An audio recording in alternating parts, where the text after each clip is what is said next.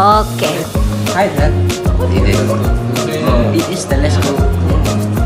Do you know who invented the first telescope? It is the Galileo Galilei. He is famous to observe the sky with telescope. Actually, Galileo wasn't the first inventor of the telescope.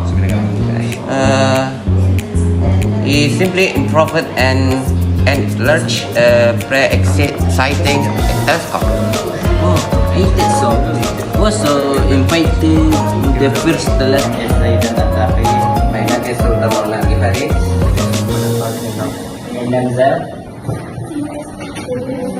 Okay, without further ado, let's get to the point. We're gonna explain about clay, about the evolution of clay.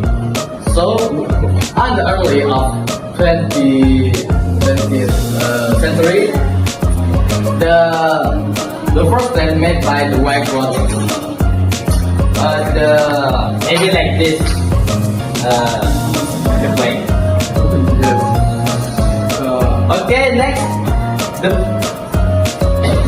in the middle of 20th century, Tukan Resuki made a new design of the plane. This plane always took plan to war and World War I and II.